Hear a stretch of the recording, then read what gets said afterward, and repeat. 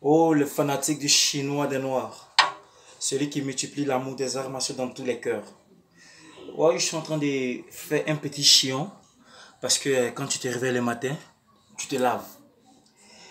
Tu fais ton sport. Et ensuite, tu vas encore reprendre une douche pour pouvoir sortir. Voilà pourquoi celui avec qui tu vas te battre là, il doit être propre.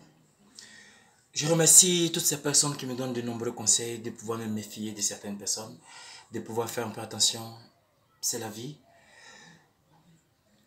Il y a des gens qui ont fait du mal dans la jeunesse.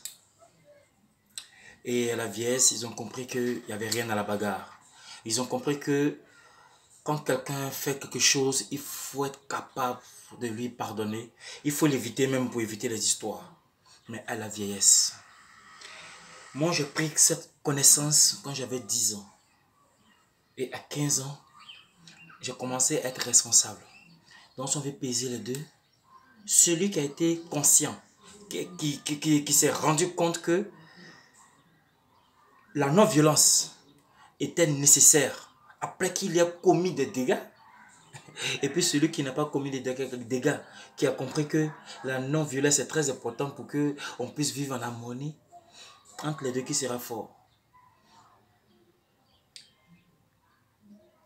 Chacun a la possibilité de faire ce qu'il veut, ce qu'il peut. Moi, je fais mon truc pour que des personnes de bonne volonté puissent un jour dire, oui, tu fais ceci, mais tu n'as pas un local. Moi, je te donne ce local afin que tu puisses t'exprimer valablement. Je te donne un domicile afin que tu puisses ne plus acheter ou de louer de maison. Vous comprenez? C'est dans cet esprit-là que je suis en train de travailler. Parce qu'ici en Afrique, ce qui est bon là, on ne s'occupe pas. Hein? Quand un blanc va voir ce talent et qu'il sera capté et qu'il va me prendre pour commencer à produire le mouvement, c'est là que vous allez comprendre qu'on avait quelqu'un. C'est comme ça que vous faites. Et puis il y a des noirs qui vont se naturaliser en Europe pour pouvoir jouer contre vous. Réveillez-vous. Quand on fait l'art martial, c'est pour réveiller la conscience. Quand on fait l'art martial, c'est pour être propre. Quand on fait l'art martial, c'est pour avoir une sagesse. Quand on fait l'art martial, c'est pour avoir une importance dans la vie. L'art martial ne se limite pas au tatami, ni au combat, ni aux comparaisons. Vous voulez vous comparer, mais faites-le, moi je m'en contrefiche. Je n'ai pas besoin d'avoir vos médailles ou quoi que ce soit que vous voulez. Non, non, non.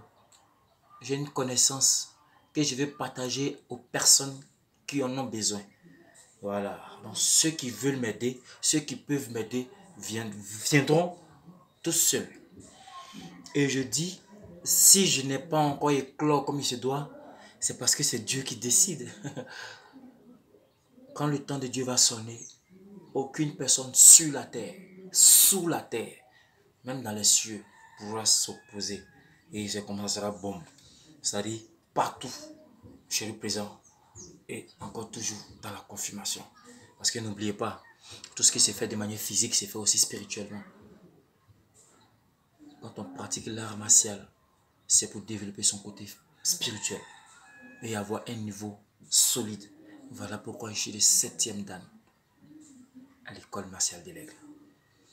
Je sais où je vais, je sais ce que je fais. Donc, toi qui n'es pas content, je m'en contrefiche. Et puis il faudrait que tu saches. Merci.